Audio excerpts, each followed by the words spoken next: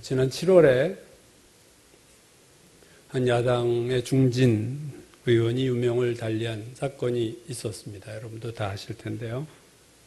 과거 이명박 대통령의 킹메이커라고 불리웠던, 한때는 권력의 가장 중심에 있었지만 그 권력을 누리지 못하고 곧바로 권력 싸움에서 밀려서 이제 아웃사이더로 빠지고, 국회의원 16대에서 처음 입문했을 때 그가 국회의원에 이제 떨어졌어요.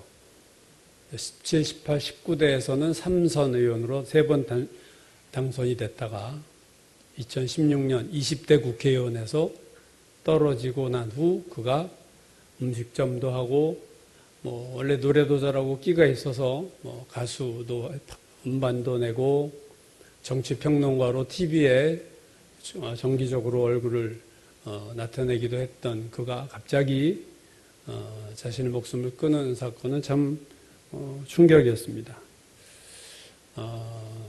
그가 우울증이었는데 그 우울증에 걸린 때가 정계 입문하고 처음 치러졌던 국회의원 선거, 16대 국회의원에서 떨어진 다음에 그 우울증이 찾아왔다고 그래요.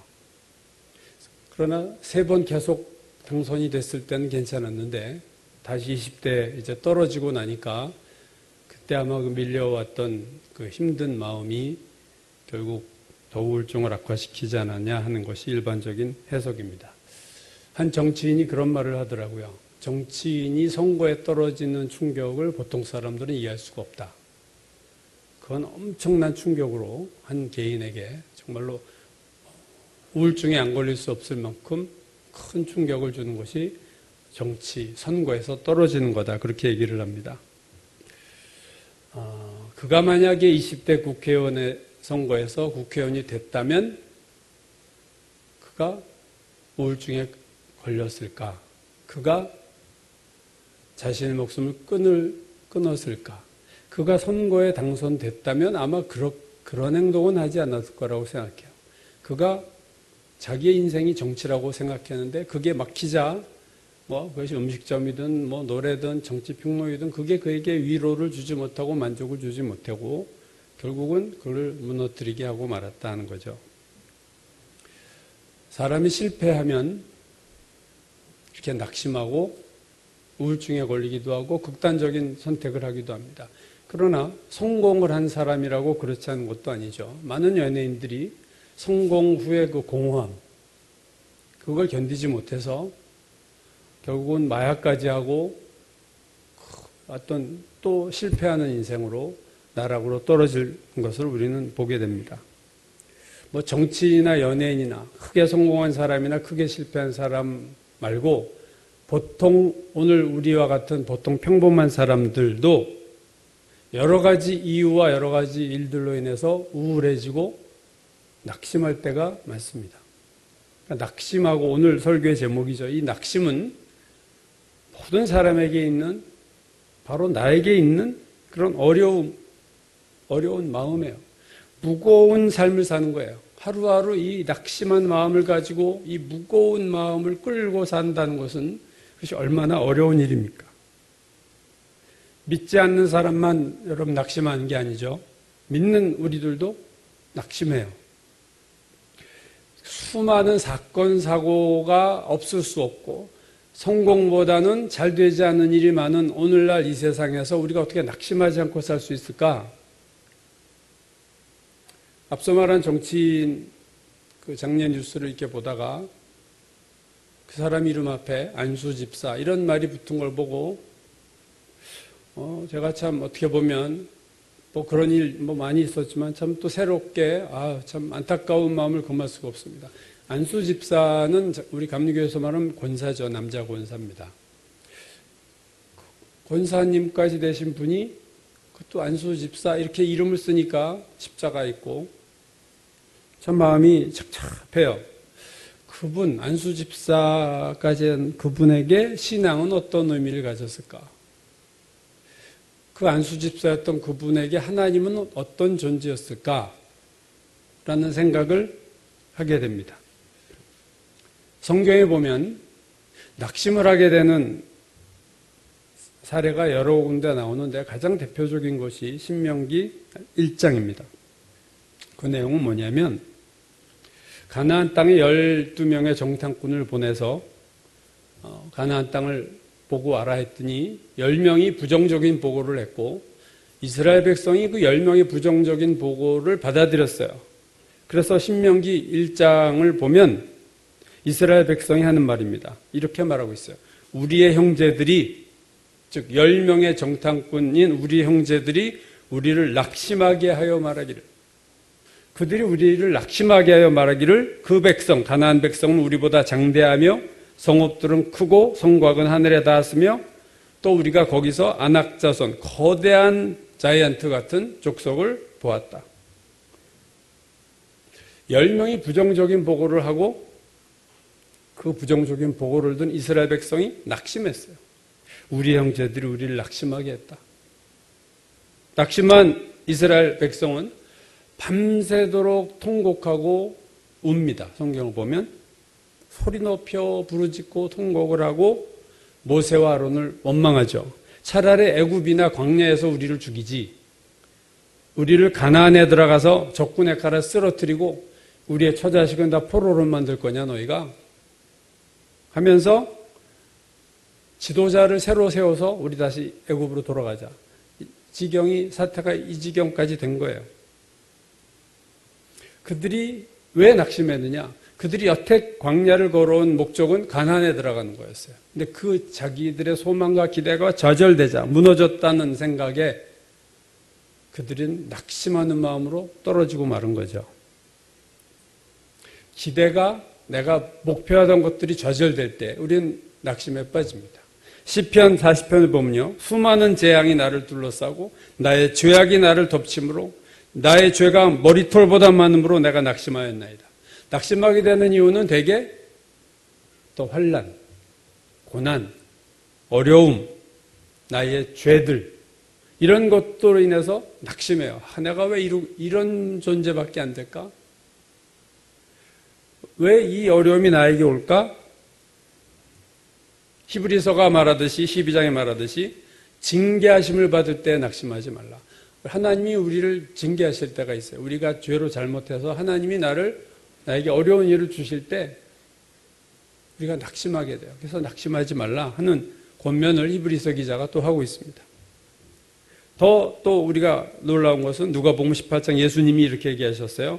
그들에게 항상 기도하고 낙심하지 말아야 할 것을 비유로 말씀하여 이르시되 기도하다가 낙심해요. 왜요? 기도하는 대로 응답이 안 돼요. 기도했는데 기도와 반대의 현실이 나타나거나 기도했는데 그 응답이 계속해서 아무런 하나님이 대답을 안 하시는 경우 그 시간이 길어지면 사람은 낙심하게 됩니다. 기도를 시작할 때는 참 믿음으로 했지만 점점 믿음이 떨어지고 결국 낙심하게 되는 거예요. 아브라함의 경우도요. 하나님이 아브라함에게 내가 자손을 주겠다. 이걸 여러 번 얘기하셨죠. 근데 계속 안 주시니까 창세기 15장에 보면 아브라함이 하나님한테 그래요. 내 집사, 이 집을 관리하는 엘리에셀이 내 후계자로 삼겠습니다. 하나님 나한테 아이를 안 주시니 이렇게 낙심한 거죠. 안 주시니까 나 그냥 우리 집사로 내 후계자를 삼겠습니다. 이렇게 하나님이 아니야 기다려. 창세기 16장이 왔어요. 근데 계속 안 주시고 아브라함과 사레가 이제 애 낳을 수 있는 나이가 지나니까 그들이 합의해서 우리가 전에도 말씀드렸죠. 하갈이라는 여종을 통해서 애를 낳자 해서 이스마엘을 태어나게 했어요. 여러분 이스마엘을 통해서 애를 낳자, 여종을 통해서 애를 낳자고 결심하던 때에 아브라함과 사라의 부부의 마음이 어떤 상태였을까 생각하면 그들이 낙심했으리라고 생각됩니다. 하나님 왜 응답을 안 하셔? 우리에게 아이를 주신다 말만 하시고 그래서 낙심해가지고 우리 애를 가집시다. 여종을 통해서 우리 애를 가집시다. 그래가지고 애를 낳은 거죠.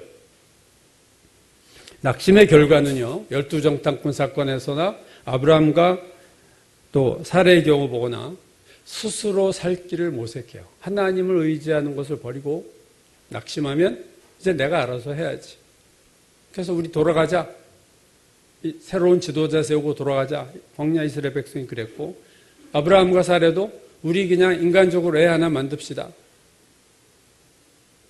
그래서 이 낙심은요, 사소한 게 아닙니다. 이 낙심은요, 원망과 불평으로 연결되고, 원망과 불평은 육신의 길로 가는 불순종을 만들어요.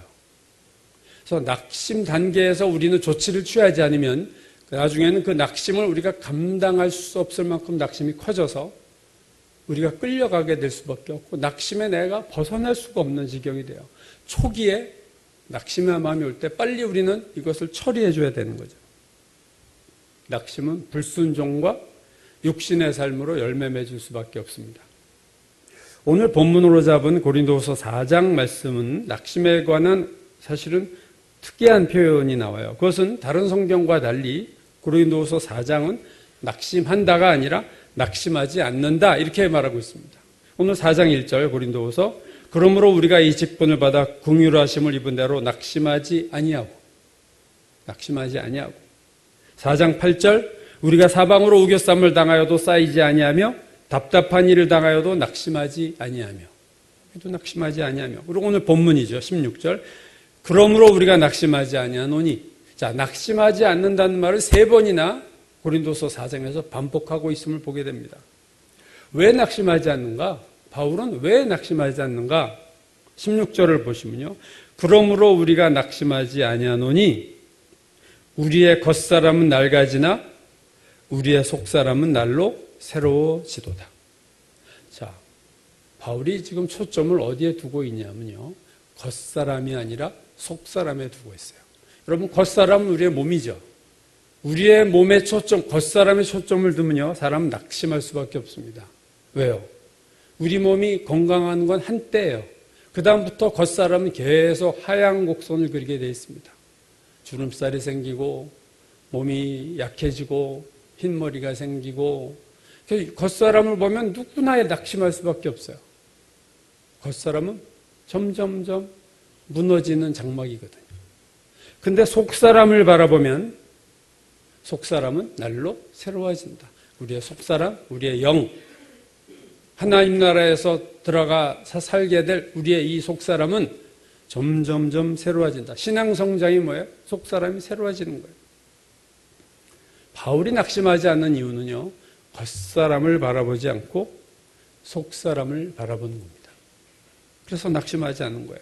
또 바울이 왜 낙심하지 않느냐? 17절 우리가 잠시 받는 환난에 경한 것이 지극히 크고 영원한 영광에 중한 것을 우리에게 이루게 함이니 자, 바울이 처한 현재 상황은 환난입니다. 우리가 잠시 받는 환난의 환난. 지금 환난 중에 있어요. 고난 중에 있어요. 근데 그 환난을 어떻게 보는가요? 잠시 환난은 잠깐이고 환난은 가벼운 거야. 그러나 영광이 있는데 영광은 잠깐이 아니라 영원하고 그것은 가벼운 게 아니라 엄청나게 큰 것이다. 그래서 18절 우리가 주목하는 것은 보이는 것이 아니요. 보이는 것이 뭡니까? 환난이에요. 우리가 주목하는 것은 환난이 아니요. 보이지 않는 것이니 영광이니 보이는 것은 잠깐이요. 보이지 않는 것은 영원함이라. 바울이 무엇에 주목하고 있다고요? 보이지 않는 것을 보고 있다. 보이는 환난이 아니라 보이지 않는 영광이다. 여러분, 내가 낙심하냐 낙심하지 않느냐는요. 내가 무엇을 보느냐에 있어요. 내가 바라보는 것이 무엇이냐가 나를 낙심하게 하기도 하고 나를 기쁘게 하게 할 수도 있어요. 낙심하는 이유는 낙심할 수밖에 없는 것만을 바라보기 때문에 낙심하는 거예요. 그게 뭡니까? 현재의 환난. 이거 보면 낙심할 수밖에 없어요. 우리가 주목하는 것은 보이는 것, 그게 아니야. 바울이 낙심하지 않는 이유는 보이지 않는 영원한 영광을 내가 바라보고 있으므로 나는 낙심하지 않는다. 여러분, 베드로가 물 위를 잠깐 걸은 적이 있죠. 예수께서 걸어오라 물 위에서 하셨을 때 어떻게 할 때 그거 물 위를 걸었습니까? 예수님 바라봤을 때 걸었어요. 걷다가 빠졌습니다. 언제 빠졌나요? 예수님을 바라보지 않고 물결을 보고 파도를 보고 바다를 봤을 때 빠졌어요. 여러분, 내가 바라보는 것에 의해서 사람이 낙심하기도 하고 기뻐하기도 하고 낙심하지 않을 수도 있는 겁니다. 내가 왜 낙심하는 삶을 사느냐? 100% 문제를 바라보기 때문에 그래요. 나에게 일어난 일이 힘들죠, 물론. 그러나 그것만 바라보고 주님은 바라보지 않으면 여러분 누구나 낙심에 빠집니다. 주님을 바라본다는 건 뭐예요? 이게 믿음의 눈입니다, 여러분. 여러분 믿음의 눈이 없는 게 문제예요, 우리는. 믿음의 눈이 없으면 육신의 눈밖에 남은 것이 없고 육신의 눈은 현재 것만 보고 육신의 눈은 보이는 것만 바라보게 되고 그것은 반드시 낙심으로 이어집니다. 그러니까 믿음이 없으면 현재 일 그리고 외적인 일, 겉사람 이런 것 외에는 내 눈에 들어오는 게 없으므로 우리는 낙심합니다. 그러므로 오늘 내가 낙심할 때 생각해 보셔야 돼요. 내가 뭘 바라보고 있나 지금? 내가 바라보는 것이 무엇인가를 보시면 반드시 낙심하는 자는 뭐예요? 문제만을 바라보고 하나님을 바라보지 못하고 있다. 그렇게 진단해도 아마 100% 맞을 겁니다. 자, 낙심하냐 않느냐는 무엇을 바라보느냐에 있죠. 근데 또 하나 똑같은 것을 바라보아도 낙심하는 자가 있고 낙심하지 않는 자가 있어요. 바로 12정탐꾼 사건입니다. 여러분 12명의 정탐꾼이 가나안에 들어가서 12명이 서로 10명과 2명으로 갈라지죠. 여호수아와 갈렙은 긍정적인 보고를 하고 10명의 정탐꾼은 부정적인 보고를 했는데 그들이 서로 다른 걸 봤나요? 똑같은 걸 봤습니다. 12명 모두 똑같은 가나안을 보고 왔어요. 근데 똑같은 것을 보고 왔는데 10명은 부정적인 보고를 하고 여호수아와 갈렙은 긍정적인 보고를 했다는 거죠. 민수기 13장에 보면요. 여호수아와 갈렙이 이렇게 보고했어요. 우리가 곧 올라가서 그 땅을 취하자 우리가 능히 이기리라. 10명은 이렇게 말했어요. 우리는 능히 올라가서 그 백성을 치지 못하리라. 완전 반대의 보고를 합니다. 우리가 올라가서 능히 이길 수 있다. 자, 올라가서 우리 치자. 10명은 우리는 능히 그 백성을 치지 못한다. 여호수아와 갈렙은 이렇게 말했어요. 그들은 우리의 밥이다. 가나안 족속들 우리의 밥이야. 10명은요. 우리는 우리가 보기에도 메뚜기 같았고 그들이 볼 때도 우리가 메뚜기처럼 보였을 거다. 이렇게 보고가 다를 수 있나요? 12명이 똑같은 것을 보았는데 똑같은 현실을 겪었는데 똑같은 환경 속에 있는데 그들의 보고가 정반대였어요. 그 차이는 어디에서 나왔나요? 그 차이는요. 해석의 문제입니다. 여러분 해석. 중요한 건 해석이에요. 사건이 중요한 게 아니라 해석이에요. 똑같은 사건을 여당과 야당이 다르게 해석하잖아요. 오늘 우리에게 중요한 거는요. 해석, 내가 무엇으로 해석을 하는가? 내 현실을 나는 무엇으로 해석하는가예요. 10명의 정탐꾼은 세상적인 기준으로 해석을 했고 여호수아와 갈렙은 하나님의 약속으로 해석을 했어요. 근데 외적으로 볼 때는요. 하나님의 약속으로 현실을 해석하는 것이 좀 바보스러워 보여요. 아이, 저렇게 순진해. 그렇게밖에 생각할 수가 없습니다. 현실을 보는 현실적인 해석을 하면 탁월한 해석이라고 하는데 아니야 하나님이 하실 거야 그러면 아이 쟤는 매일 저런 얘기만 해. 그 해석의 기준이 하나님의 말씀이 될 때 그 사람들의 마음에는 그렇게 어필하지 못할 때가 얼마나 많은지 모릅니다. 그러니까 10명 대 2명 숫자를 보세요. 대다수가 현실적인 해석을 한 거예요. 2명만 말씀으로 해석했어요. 하나님에 대한 믿음으로 해석을 하니까 이건 할 수 있었는데 이쪽은 세상적인 해석을 하니까 이거 안 돼. 여러분 해석이 얼마나 중요한지 몰라요. 여러분 우리의 삶에 낙심하느냐 기뻐하느냐 현실의 문제보다는 해석의 문제입니다. 그렇지 않나요? 근데 문제는 해석하는 기준. 여러분이 여러분의 오늘의 현실을 해석하는 기준이 뭔가요? 무엇으로 여러분의 현실을 해석합니까? 우리가 낙심하는 이유는 우리의 현실을 해석하는 기준이 하나님 말씀이 아니기 때문이에요. 100% 자명한 얘기입니다. 믿음으로 해석하지 않기 때문이에요. 그래서 낙심하는 거예요. 왜 내가 낙심하고 왜 내가 우울증에 걸리느냐? 오늘 내가 당한 어려운 환난이든 고난이든 거기에 대한 해석이 말씀의 기준으로 하지 않고 믿음으로 해석하지 않기 때문입니다. 무엇을 바라보느냐가 중요하고 똑같은 것을 바라봐도 어떻게 해석하느냐가 중요한 거예요. 겉사람을 바라보느냐 속사람을 바라보느냐 이게 중요하죠. 지금 현재의 고난을 바라보느냐 장차 다가올 영광을 바라보느냐 바라보는 거의 차이예요. 똑같은 것을 보아도 10명처럼 세속적인 기준으로 오늘 현실을 보느냐 여호수아 갈렙처럼 믿음의 눈으로 믿음의 기준으로 오늘 현실을 해석하느냐. 결국은요 낙심은 한마디로 말하면 믿음의 문제예요. 내가 낙심하는 이유는 믿음이 없는 겁니다, 여러분. 믿음이 부족한 겁니다. 12정탐꾼 중 10명의 정탐꾼에게 믿음의 눈이 있었다면 그렇게 부정적인 보고를 했을 리가 없어요. 부정적인 보고를 듣는 이스라엘 백성들에게 믿음이 있었다면 10명이 뭐라고 보고하든 2명의 보고를 받아들였을 거예요. 그러나 이스라엘 백성도 믿음이 없었고 10명의 정탐꾼도 믿음이 없었어요. 믿음이 없는 자들의 보고를 믿음이 없는 자들이 들을 때 그들은 낙심하고 좌절한 겁니다. 히브리서 3장 19절은 광야 백성에 대해서 이렇게 결론 내려요. 이러보건대 그들이 믿지 아니함으로 능히 들어가지 못했다. 그들의 문제는 뭐였나요? 믿음의 문제입니다. 오늘 우리의 문제가 뭔가요? 결국은 우리의 문제의 끝을 파고들고 또 들면 결국 믿음으로 연결돼요. 내가 믿음이 없는 거예요.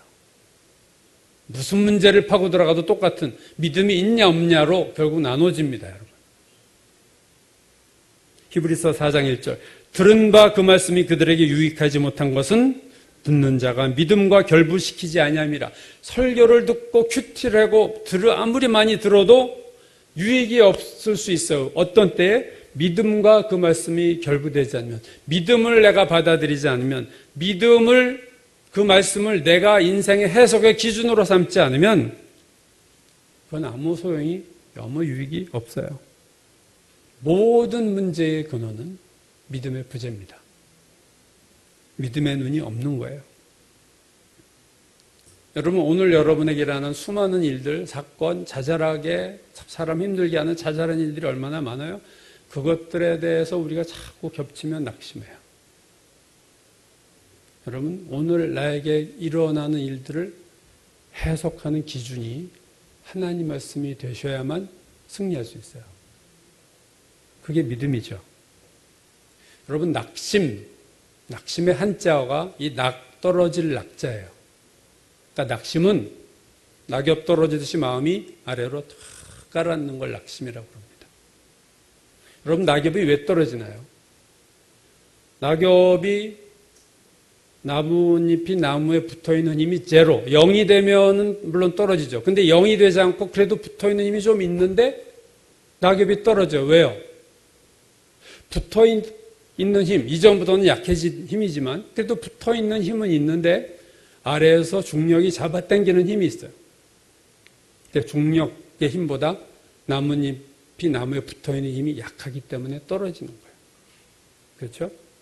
힘이 제로가 돼서 떨어지는 게 아니에요. 그건 한겨울이나 하늘 얘기지, 초가을에 막 낙엽이 떨어진 이유는 붙어있는 힘이 있는데 그 힘이 10이라면 중력의 힘이 100이에요. 그러면 나뭇잎은 떨어지는 거예요.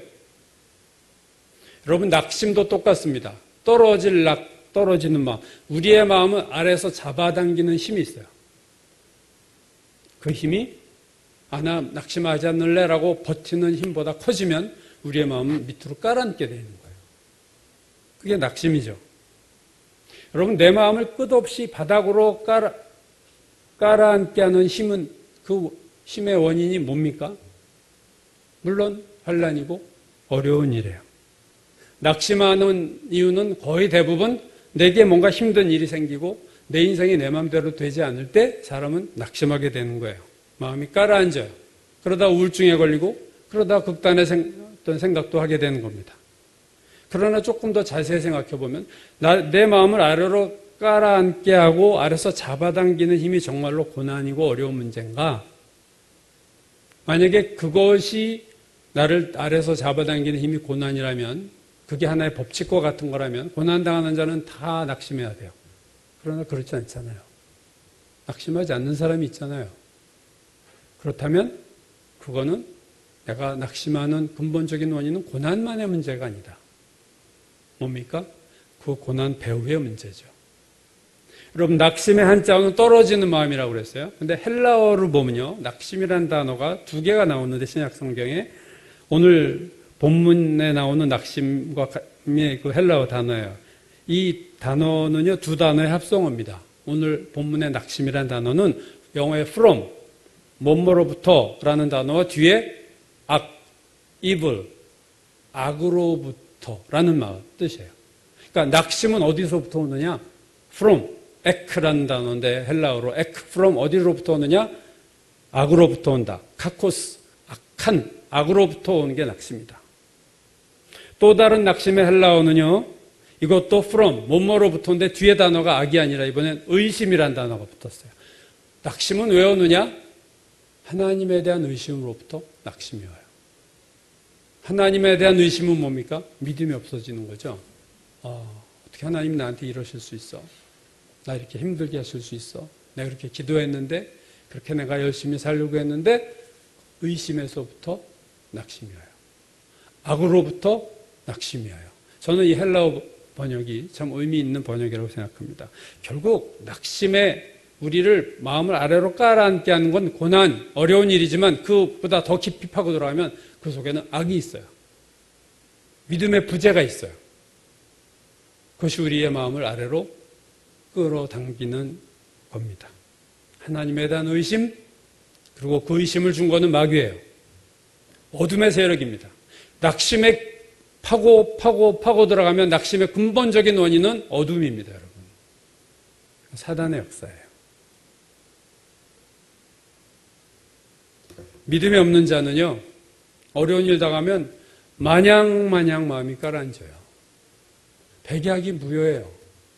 누가 아무리 옆에서 좋은 충고 어드바이스를 해주고 설교를 듣고 이 무거운 마음이 깔아앉아서 이게 올라올 생각을 하지 않는 거죠. 그게 낙심입니다. 어젯밤 교회 카톡방에 미국 출장 중인 한창희 집사님이 간증의 글을 올렸어요. 제목이 덴버에서 만난 하나님, 이렇게 제목을 붙일 수가 있어요. 콜로라도 덴버에서 여권을 잊어버렸대요. 자, 거기서 여권을 잊어버리니까 얼마나 당황스럽습니까? 뭐 식당, 호텔 다 찾아도 없고, 야, 이거 오늘 시카고로 가는 비행기도 탈 수 있을까? 내가 한국으로 제때로 돌아갈 수 있을까? 막 화도 나고, 막 막막하고. 그래서 기도를 이렇게 했다는 거예요. 한 집사님이. 여권을 찾게 해주십시오 하는데, 여권 잃어버린 거 감사합니다. 이러고 기도하다 보니까, 이건 아니지. 내 마음에 감사도 없는데 내가 뭐 여권 잃어버렸다고 감사, 이거 뭐 위선이구나 아마 그렇게 생각한 것 같아요. 그래서 기도하다 멈추고 더 화가 나고 더 짜증이 나서. 근데 이런 생각이 들었다는 거예요. 이 생각이 참 귀한 생각입니다. 이 문제, 여권 잃어버린 거, 내가 여권 찾는 건 내가 해결 못하는 문제구나. 내가 해결할 수 없어요. 지금 내가 어디에서, 낯선 미국에서 여권을 어디서 찾습니까? 내가 해결 못하는 문제구나. 그러면서 이게 터닝 포인트인데요. 그러니까 이거는 하나님이 해결하신 문제구나. 하나님이 해결해 주시겠구나. 나는 하나님이 해결하시는 걸 보고만 있으면 되겠나라는 소리가 마음에 들렸다. 이 놀라운 전환점이죠. 내가 못하는 일이니까 이건 하나님이 하시겠네. 여러분, 이게 믿음입니다. 내가 이제 할 수 있는 게 하나도 없어? 그럼 보통 사람은 낙심해요. 큰일 났다. 괜히 출장은 와가지고 왜 그 호텔은 가가지고 내가 하나님 날 또 여기서 이런 상황으로 모르죠. 막 낙심할 텐데 내가 할 수 없는 일이야? 그럼 하나님이 하시겠구나. 이게 여러분 믿음이죠. 그러면서 네가 못한다. 내가 할 테니 가만히 하나님이 하신 일을 보라는 말씀이셨던 것 같습니다. 이게 홍해 앞에서 하나님이 모세에게 하셨던 말씀 아니에요. 그죠? 내가 하는 일을 보라. 홍해를 누가 뚫겠어요? 뒤에는 애굽의 군사들이 쫓아오고. 우리가 할 수 없는 상황에서 하나님이 하시겠구나. 이 말씀이 믿어지는 거예요. 한창희 집사님에게요. 그리고 그전까지 마음을 꽉 채웠던 걱정도 화두도 없어지고 기쁨이 막 나오는 겁니다. 감사가 나오고 마음이 평안해지고 든든해졌습니다. 이런 기도가 나왔습니다. 여기서 하나님이 하신 일을 똑똑히 보고 증인이 되겠습니다. 그 다음은 거예요. 예상하시겠지만 그 일은 당연히 일이 잘 되었죠. 제 계획보다 훨씬 더 잘 되었습니다. 결국 여권 잃어버린 일이 저에게 좋은 일이었습니다. 제 계획보다 훨씬 더 좋은 하나님의 계획으로 바꾸셨습니다. 그리고 제가 우리 하나님을 만난 때였습니다. 여러분, 이 체험이 아마 제가 볼 때 한 집사님에게 신앙의 터닝포인트가 되리라고 생각합니다. 하나님을 정말로 새롭게 만난. 그 터닝포인트가 뭐예요? 믿음의 마음이었어요. 아, 하나님이 하시겠구나. 내가 못하는 일은 하나님이 나서서 해주시겠구나. 이 믿음이 여건도 찾고 그가 정말 하나님을 향한 새로운 믿음의 경지로 들어간 거예요. 낙심이 아니라 그가 기뻐하고 감사할 수 있었다. 여러분, 이게 핵심인 것 같아요. 우리가 무슨 문제를 당할 때마다 낙심할 수밖에 없는 상황인데 거기서 기쁨을 샘솟게 하시는 그 원인은 믿음입니다, 여러분. 믿음의 생각은 하나님을 움직이고 그 믿음이 하나님의 역사로 인해서 우리를 기쁘게 만드실 수 있습니다. 여러분, 낙심의 반대가 뭐예요? 기쁨이요? 감사입니다. 그렇죠? 우리가 8월 들어서 큐티, 오늘로 끝나죠. 큐티가 빌립보서. 기쁨이란 단어가 빌립보서에 16번 나와요. 빌립보서가 4장이니까 한 장당 4번 나오는 건데 성경 전체에서 밀도로 말하면 한 장에 가장 기쁨이라는 단어가 많이 나오는 성경이 빌립보서입니다. 16번 기쁘고 기쁘다. 여러분이 빌립보서가요, 옥중서신이에요. 그러니까 환경이 지금 기뻐할 환경이 아니라는 거죠. 물론 이때의 그 옥중서신, 이 감옥이라는 것은 막 차디찬 그런 게 아니라 가택연금 같은 상황이었는데 이것도 장기화되면요, 사람이 낙심합니다. 그렇지 않겠어요? 가택연금이 오래되면요, 사람이 까부러져요. 쭉 처지는데 이 가택연금 된 상태에서 기뻐하고 기뻐하라, 이 16번이나 기뻐하라고 나오는, 낙심하지 않고 기뻐하는, 오늘 이 빌립보서의 메시지가 참 놀랍죠. 빌립보서가 말하는 기쁨은 뭐냐면요, 예를 들면 빌립보서 1장 17절 18절 그들은 나의 매임에, 내가 지금 감옥에 있는 것에 괴로움을 더하게 줄 생각하여 순수하지 못한 다툼으로 그리스도를 전파하느니라. 바울이 갇혀있으니까, 그래, 너 복음 못 전하지? 매일 그거 전하고 싶어 했던 네가, 야, 내가 전할게, 너 보고 마음 좀 아파봐 하고 복음을 전하는 사람도 있었다는 거예요. 근데 바울이 이렇게 얘기합니다.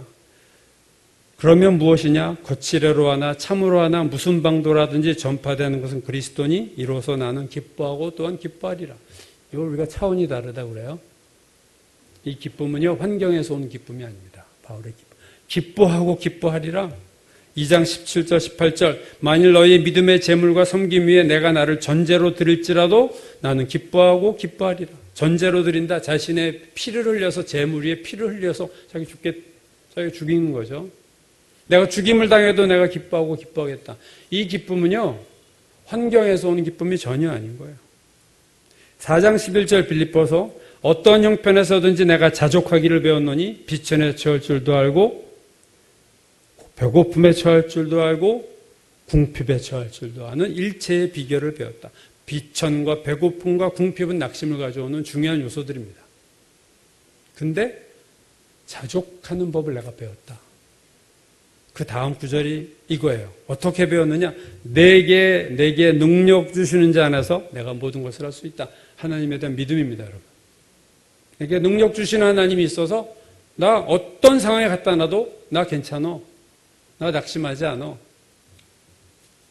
가장 낙심할 수밖에 없는 상황에서 가장 기쁨의 메시지를 주는 것이 빌립보서입니다.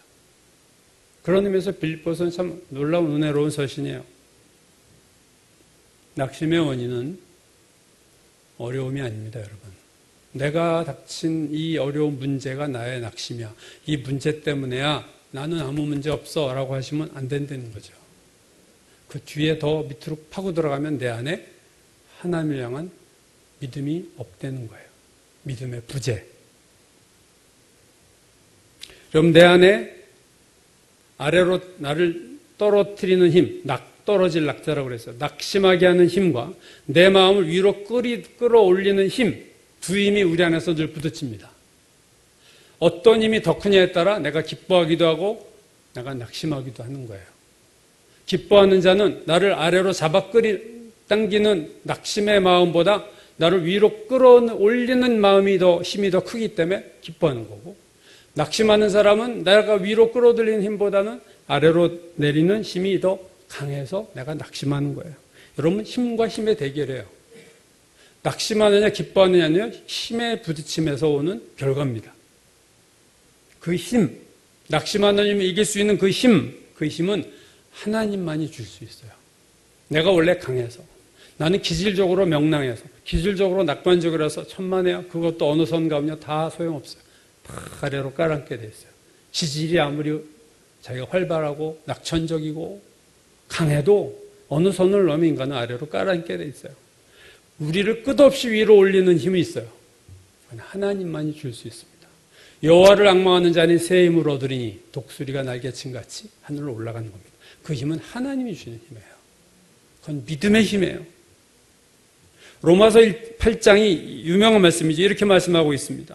그러므로 이제 그리스도 예수 안에 있는 자에게는 결코 정죄함이 없나니 이는 그리스도 예수 안에 있는 생명의 성령의 법이 죄와 사망의 법에서 너를 해방하였습니다. 생명의 성령의 법과 죄와 사망의 법이 있어요. 자, 죄와 사망의 법에서 내가 늘 갇혀 있었는데 그리스도 예수 안에 있는 생명의 성령의 법이 죄와 사망의 법에서 너를 해방하였다. 어떻게 해요? 이 힘이 더 큰 거예요. 죄와 사망의 법에서 역사하는 작동하는 힘보다 생명의 성령의 법에서 작동하는 힘이 더 큰 거예요. 그러니까 끌어낸 거죠. 이 구절을 와츠만니가 이런 비유로 해석을 했습니다.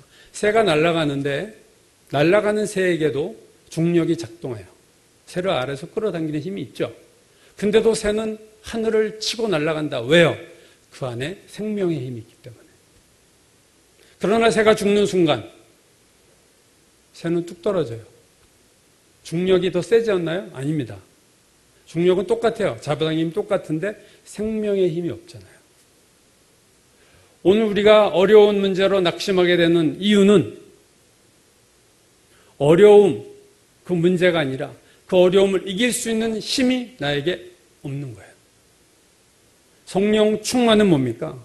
성령 충만은 세상의 힘을 이기는 거예요. 사도행전을 보시면 사도들이 복음을 전하다가 얻어 터지고 감옥에 갇혀서 매를 맞고 풀려나도 막 기뻐해요. 바울과 실라가 빌립보 감옥에서 실컷 얻어 터지고 쇠사슬 묶인 상태에서 찬양을 하니까 감옥문이 열리고 감옥이 무너지는 역사가 나타납니다. 여러분, 성령의 능력, 믿음의 힘, 이것만 있으면요, 어딜 갖다 놔도 자족할 수 있습니다. 무너지지 않을 수 있어요. 그 힘은 하나님의 능력밖에 없습니다. 우리가 인생을 살면서 내가 무너지지 않고 나를 세울 수 있는 힘, 그건 하나님으로부터밖에 올 수 없습니다. 여러분, 우리가 유명한 그 구절 하박국 선지자, 무화과 나무가 무성하지 못하고 포도나무에 열매가 없고 감람나무에 소출이 없고 밭에 먹을 것이 없으며 우리의 양이 없으며 외양간에 소가 없는 상황. 이 상황은 절대적으로 낙심해야 되는 상황이에요. 여기서 낙심 안 하면 인간이 아니죠. 사방을 둘러봐도 낙심할 것이 가득 차 있어요. 외양간에 소가 없을지라도 나는 여호와로 말미암아 즐거워하며 나의 구원의 하나님으로 말미암아 기뻐하리로다. 이 상황에서 즐거워하고 기뻐하리로다. 마지막 절이요. 주 여호와는 나의 힘이시라. 여러분, 하나님을 나의 힘으로 삼는 자가 복이 있는 거예요. 나는 강해. 이런 역경 견딜 수 있어. 어디까지는 견디지만 어느 순간이요.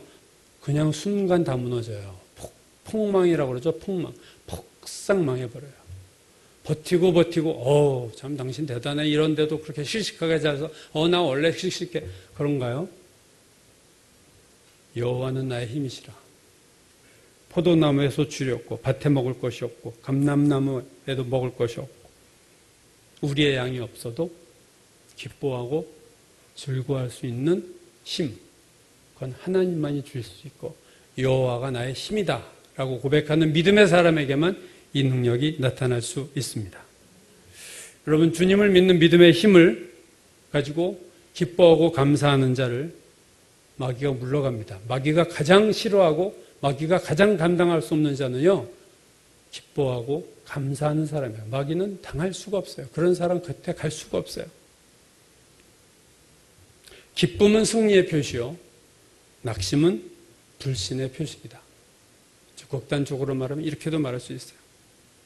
오늘 나에게 낙심하는 마음이 있다면, 그 마음이 내 안에 항상 있다면, 오늘도 있고 내일도 있고 내가 뭔가 눌린 상태로 무거운 마음으로 살고 있다면 여러분 기도하셔야 돼요. 이 마음 물리치셔야 됩니다. 그 마음 물리치셔야 돼요. 그거 끌고 사시면 안 돼요. 그 마음은 점점 더 나를 무거운 추처럼 아래로 더 바닥으로 내리고 내려갈 거예요.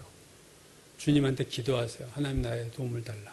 여호와가 나의 힘이라고 하셨으니 주님이 나에게 힘이 되주셔서 나를 끌어올려 주시옵소서.